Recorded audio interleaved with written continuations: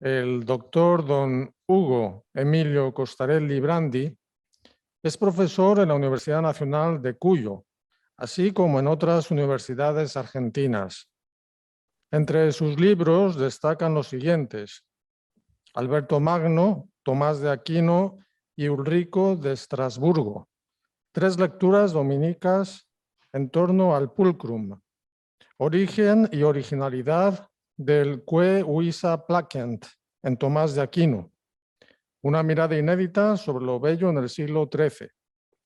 También es autor de numerosos artículos y trabajos académicos. Nos va a hablar a continuación con una ponencia titulada La estética de Alejandro de Ales. Bien, muchas gracias. No sé si se escucha bien. Perfecto. Sí, perfectamente. Bueno, muchas gracias. Sí, Manuel se sentía apocado de exponer en este congreso. Yo tengo pánico y quisiera salir corriendo en este momento de acá, pero bueno, lo mismo voy a ejercer la virtud de la fortaleza y quedarme acá el tiempo que sea necesario. Quiero iniciar agradeciendo a toda la organización que al menos conmigo ha sido impecable, pero en particular quien me ha tratado con tanto cuidado, que es el padre David Torrijos, que se tomó el trabajo de contactarme y de invitarme. Supongo que después que yo termine mi ponencia, él nunca más formará parte de una comisión organizadora, pero bueno, lo mismo le agradezco profundamente el excelente trato que ha tenido con mi persona. Bien, yo tengo que avanzar muy rápido porque el trabajo que había presentado es muy extenso para el tiempo que tengo, así que voy a ir hablando y voy a ir leyendo algunas partes, si les parece. En todo caso, cuando el tiempo se cumpla, simplemente me advierten y terminamos ahí y listo.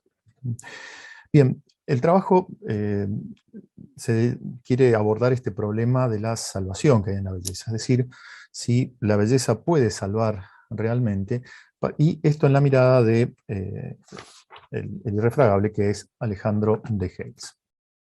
Ahí estamos. Disculpen que ese es un problema mío, no se preocupen.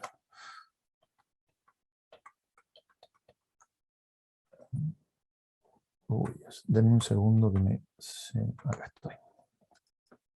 Okay.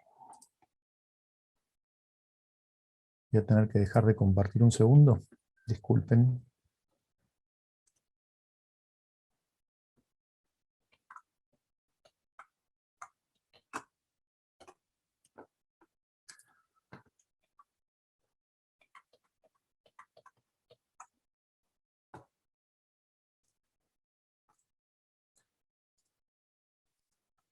A ver, ahora sí funciona.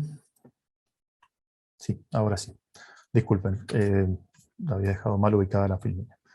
Bien, el problema de la salvación de lo bello se encuentra bastante considerado entre nosotros. Quizás la cita que conozcamos con más difusión es esta de Dostoyevsky, donde frente a la belleza de Aglaya Ivanovna, él es inquirido y le preguntan si es bella, él dice que sí, pero bueno, y su carácter, insistió la generala, la madre de Ivana, dice, de Aglaya, perdón, juzgar la belleza es difícil, aún no me siento con fuerzas para hacerlo, la belleza realmente es un enigma, ¿no? Esta caracterización de la belleza como algo enigmático es algo que a lo largo de la historia se ha seguido presentando y ha sido muy tratado por los filósofos, ya que, como ha indicado Platón muy bien, la belleza por una parte tiene esa suerte de ser lo más manifiesto y amable. Sin duda, todos ante lo bello experimentamos un nivel de conmoción, sea mayor o menor, según sea también la pureza de nuestros ojos. Pero también es cierto que esa evidencia, ese ser patente de lo bello, no a todos los hombres permite alcanzarlo del modo adecuado, ¿no? Lo bello no solo es fácil, es asequible, por eso Platón es tan optimista respecto de él, sino que por otro lado también puede habilitar unas lecturas que no son las adecuadas respecto de lo bello, pueden llevar incluso hacia el mal. Más aún, esta realidad, lo bello, es tan ontológicamente grande que es difícil de asir en una definición, al punto que el maestro Aristóteles se limita simplemente a caracterizarlo. Lo podemos ver en el Hipias Mayor, por ejemplo, y en otros textos como el Simposio o la República misma o el Fedón. De allí que uno entiende, una vez que va entrando en todas estas dimensiones de lo bello, la conclusión del Hipias Mayor. Lo bello es difícil, no es sencillo abordar esta cuestión.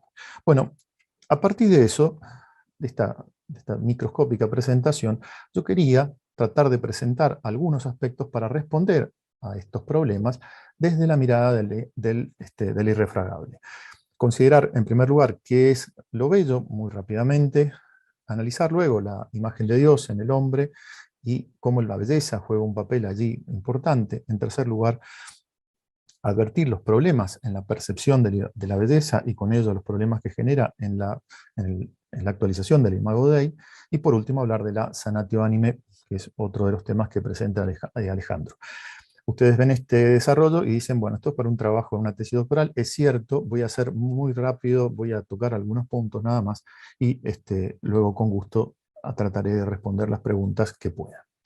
Vayamos a la primera, que es comprender qué es lo bello en cuanto tal. Alejandro se enfrenta en este punto a un problema central dentro del siglo XIII, que es la delimitación de lo bello frente a la verdad y al bien. Quizás junto a la Quinate sea uno de los que con más precisión ha trabajado esto, y debo advertir también, ustedes lo saben, que mucho de lo desarrollado por Alejandro es capitalizado por el Aquinate. Realmente con los años uno se va dando cuenta de todo lo que le debe Tomás a Alejandro.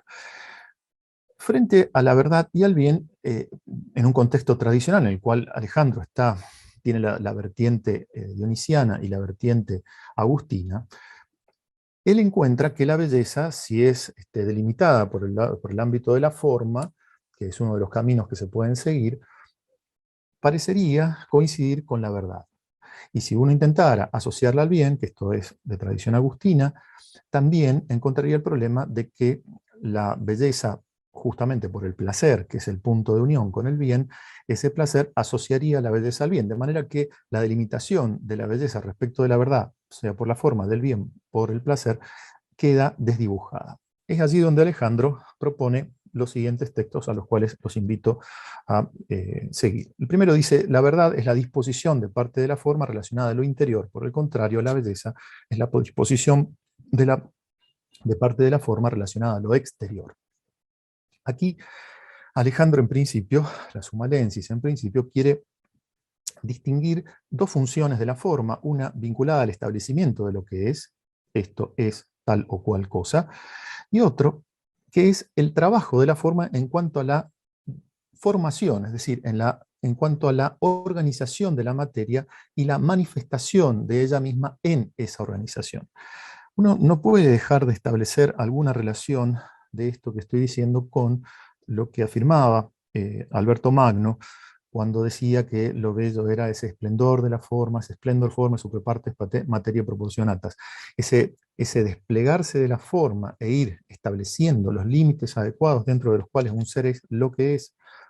Pero ese trabajo formativo, a eso se refiere Alejandro con esta cuestión de lo exterior. No es algo puramente epidérmico o externo en el sentido más lato de la palabra, sino que es la prolongación justamente de esa verdad en la configuración de un ente. En algunos casos esa configuración es más exitosa o menos exitosa.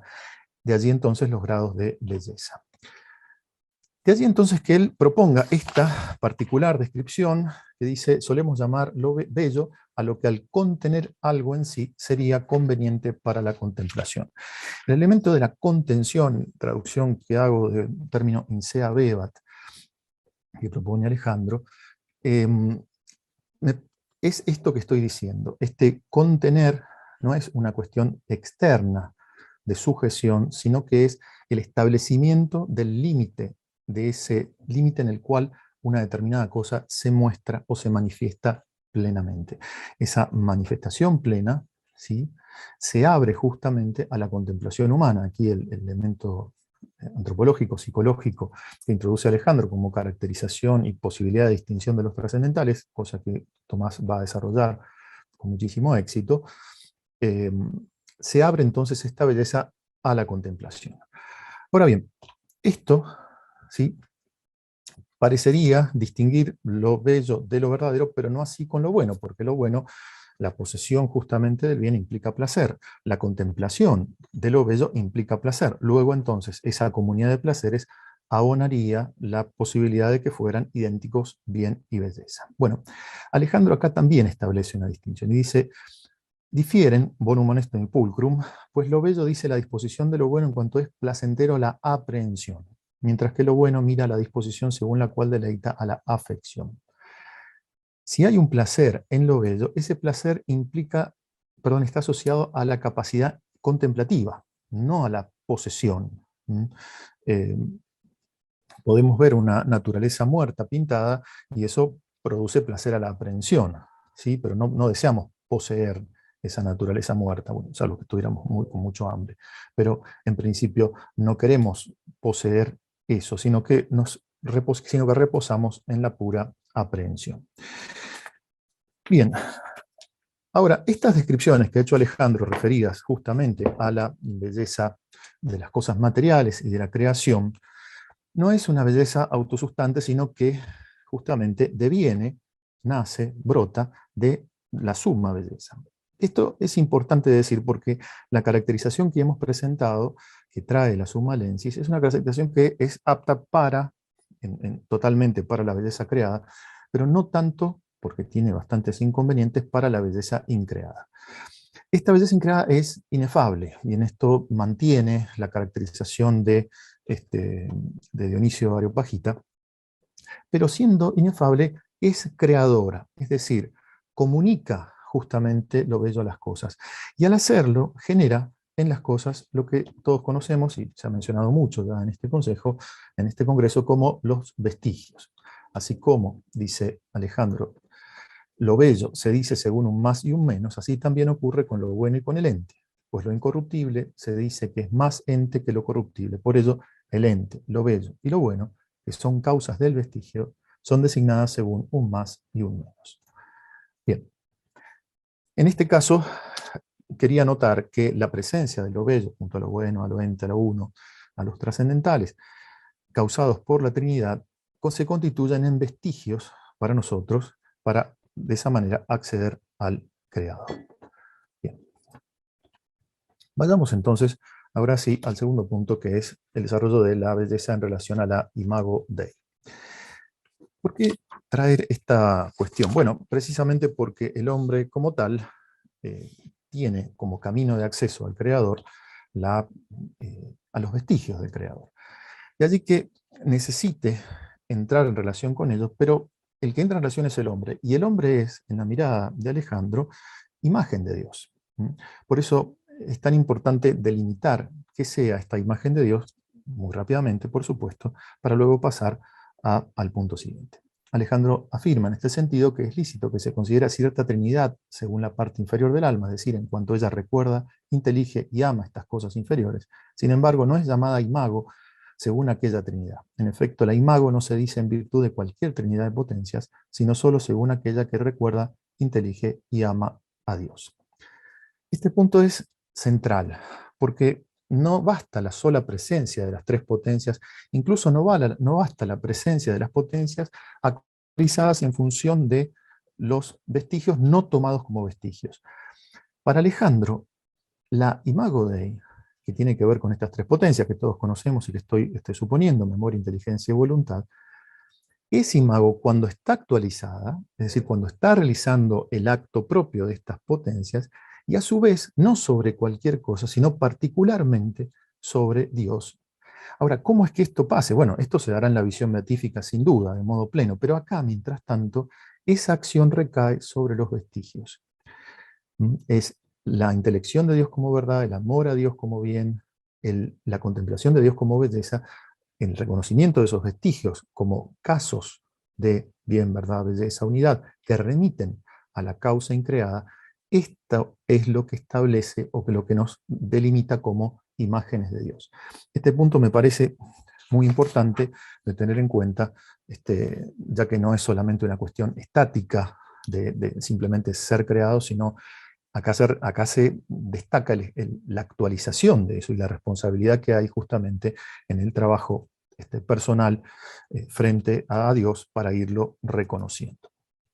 Bien, pasamos al tercer punto, que es si esto es así, puede haber problemas o no. Bien, hay que decir, antes de avanzar, que si tenemos esta base por la cual somos imágenes de Dios y debemos justamente reconocer los vestigios, en lo cual lo bello es un caso, también pueden darse una serie de problemas en cuanto a la percepción de eso. Alejandro advierte esto en el siguiente texto. Dice, es posible, disculpen, adelante, es posible considerar de dos modos tanto a las criaturas visibles cuanto a las invisibles. En efecto, es posible considerarlas en razón de la belleza o de la delectabilidad que hay en ellas, no refiriéndolas a Dios, a partir de quien la tienen, y conforme a ello hay ocasión de error.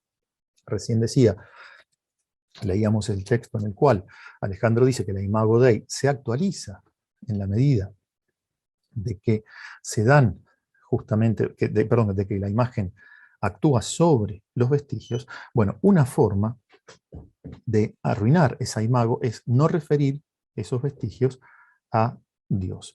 Y esta es la ocasión de error. Bien, este punto es quizás uno de los más interesantes, porque puede ocurrir que el hombre, deslumbrado por la imago, perdón, por la ratio delectabilis, presente en el vestigio, está en el vestigio, digo, el hombre puede quedar entrampado y de este modo no ser referido hacia aquello a lo cual debería ser referido, sino que permanece allí de un modo desordenado. Bien, aquí entonces se da la posibilidad de que, siendo imágenes de Dios y estando dispuestos a justamente el reconocimiento de los vestigios, esto no acontezca. Y Alejandro nota que allí se da entonces un desorden, una falta. Esta última indicación sobre el posible desorden asociado a la contemplación de lo bello plantea la necesidad de considerar su raíz y causa y obliga a transitar brevemente el problema de la falta originaria. Bien. Para la Summa Lensis, el pecado original implica en sí tanto una culpa cuanto una pena. La primera, la culpa, es la carencia de la debida justicia o cierta deformidad con la que el alma misma se deforma. La segunda, nacida de la primera, fue, en primer lugar, la carencia de la visión de Dios y, en segundo lugar, la concupiscencia, que es la misma pena. Para el alense, esta concupiscencia es cierta inclinación que permanece en la naturaleza humana a partir de la corrupción del pecado. Esta particular inclinación es la que ha generado lo que él llama una pérdida de la conmensuración de las potencias entre sí y de estas en relación a Dios. Si las facultades sensibles, en particular los apetitos concupiscible e irascible, estaban destinados a integrarse con la razón mediante una sujeción jerárquica, desde la caída originaria, el dominio de la razón es reemplazado con el impulsum fomitis, la tendencia desordenada a satisfacer los placeres de los sentidos. Aquí hay que ser muy claro, esto no significa que los apetitos son malos y la inteligencia es buena, lo cual sería un maniqueísmo de manual, sino que se trata de entender de qué es la razón, justamente. Alejandro es muy claro en eso. Dice que es una pronita spiritus rationalis ad peccatum, spiritus rationalis. Justamente es el espíritu el que está inclinándose a condescender con justamente ese placer sensible. Y aquí es donde se introduce la posibilidad de arruinar el vestigio presente en la cosa bella. Como se afirmó en el primer apartado, bueno, lo que dije antes, uno de los límites que permiten percibir la belleza es el del placer contemplativo. Este placer, originado en una singular contención de la forma, surge como un índice preciso de que la actividad contemplativa ha alcanzado una actualidad única. Pero el placer es solo un indicativo concomitante a la actualidad intelectual. En otras palabras, lo principal es la actualidad contemplativa, que en la misma advertencia de lo bello debería ser conducida más allá de la inmediatez de tal o cual ente bello. En todo caso, el signo no debería ser confundido con la realidad significada.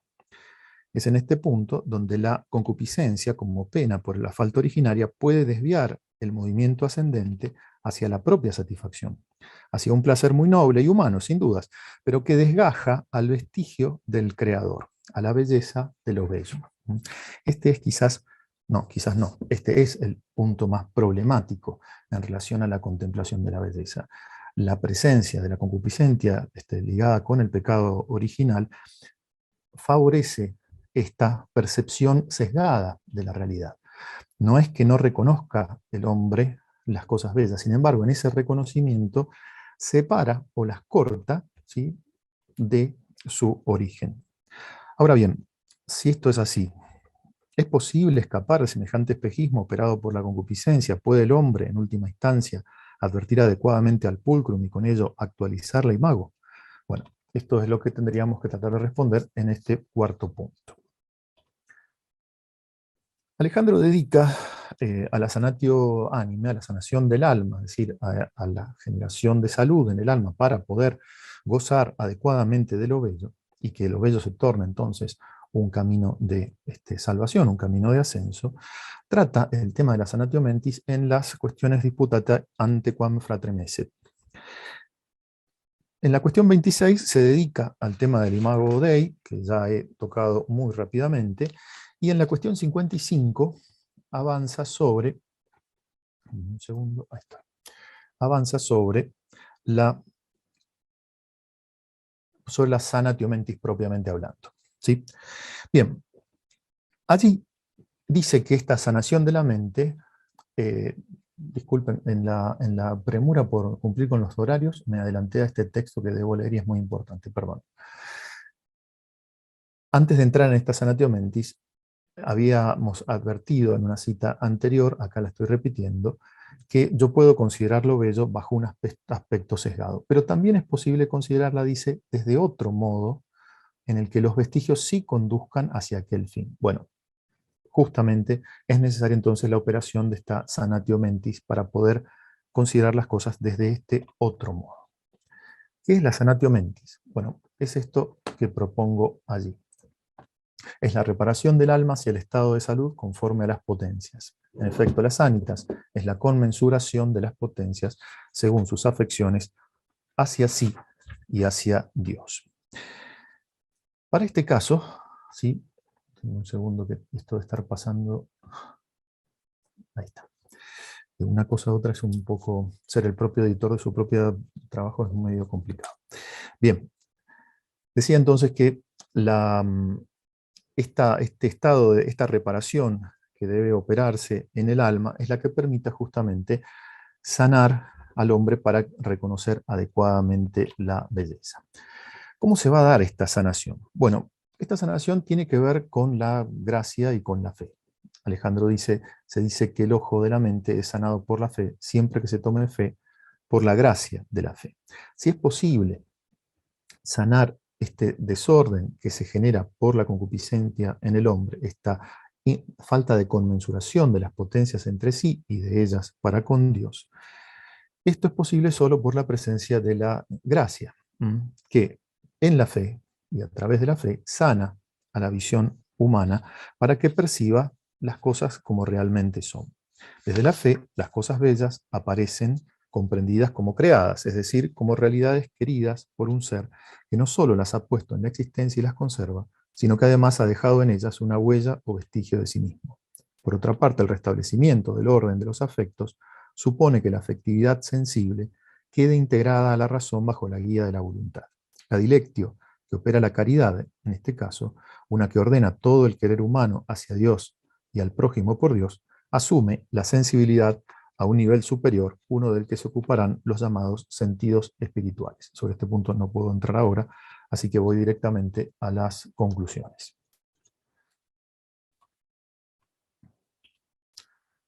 Si volviera sobre la primera pregunta que disparó todo este trabajo, es decir, si la belleza puede salvar al hombre, la respuesta no podría ser sino un sí tajante, no hay dudas de ello. Sin embargo, conviene hacer, ante este sí, algunas cautelas respecto de en qué sentido lo bello puede salvar. Y la primera de ellas tiene que ver con que lo bello en sí mismo no es problemático. Es decir, en cuanto a manifestación de una forma contenida que se abre a la contemplación gozosa del intelecto, no puede en ningún caso ser entendida como un mal ni como algo peligroso. Más aún, siendo el objeto adecuado o proporcionado a una potencia humana, su capacidad de actualizar el intelecto significa una forma de promover la humanidad o en otras palabras, de cumplimentar la imago Dei. Ahora, supuesto el caso de la caída originaria, la cosa adquiere un grado de complejidad.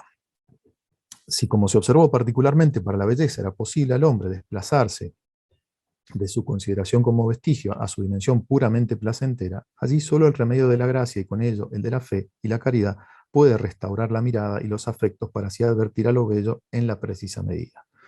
Por una parte, la fe podrá sanar el intelecto de su originaria ignorancia, podrá advertirle que toda beldad es creada y como tal no hace sino portar una belleza que no le es propia.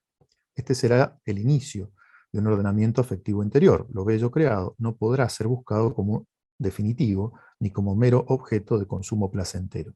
La debilidad y concupiscencia originarias, sanadas ahora por las virtudes teologales, hallarán su adecuada medida en aquella que propone la caridad. No sé si tengo un segundo más o ya estamos en tiempo.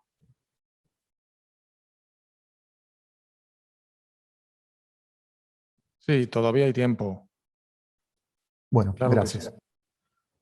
No los maltrato más, es un segundo nada más. Pero quizás un pasaje del Quijote sirva para eh, finalizar ilustrando el presente trabajo. Entre los hechos llamativos del caballero de la triste figura, se cuenta aquel donde el ingenioso, habiendo llegado a una posada, vio a las dos distraídas mozas que allí estaban, que a él le parecieron hermosas doncellas, o dos graciosas damas, que delante de la puerta del castillo se estaban solazando. Y así, vuelto el seco y polvoroso rostro hacia ellas, les dice: no fuyan las vuestras mercedes, ni teman desaguisado alguno, porque a la orden de caballería que profeso no toca ni atañe hacerle a ninguno, cuanto más a tan altas doncellas como vuestras presencias demuestran. El gesto desconcierta a los asistentes y a las mozas mismas, quienes, como se oyeron llamar doncellas, cosa tan fuera de su profesión, dice Cervantes, no pudieron tener la risa, tomando la situación hilarante para todos los que creen estar posicionados en lo real. No se puede llamar doncellas ni tratar con tanto respeto y dignidad a esas conocidas meretrices. Sin embargo, el Quijote persevera. Lo llamativo es que unos capítulos más adelante, cuando nuestro héroe es capturado y enjaulado, quienes salen a llorarlo sinceramente son aquellas mujeres. Creo que bien cabe al Quijote lo afirmado en este apretado trabajo. Es preciso comprender que la sanatio, operada por la gracia y las virtudes, conecta plenamente con lo real, o dicho de otra manera, hace que el hombre se vincule de un modo íntegro con la belleza vestigialmente presente en las cosas. El ingenioso hidalgo ve en esas mujeres lo que ni ellas ven en sí mismas. Él revela a los habituados ojos de los presentes una verdad y belleza que no habían notado. Esas mujeres son dignas, esas mujeres son valiosas, esas mujeres son imágenes de Dios. Mi Quijote, mirando con los ojos de la fe, actualiza su imago Dei, y al hacerlo no solo se perfecciona, sino que redime a la creación, volviendo la dignidad a quienes la han desatendido. De esta manera se entiende que quien bajo el influjo de la gracia experimenta como imago la belleza en una perspectiva vestigial es quien alcanza adecuadamente su carácter soteriológico originario. Bien, muchas gracias.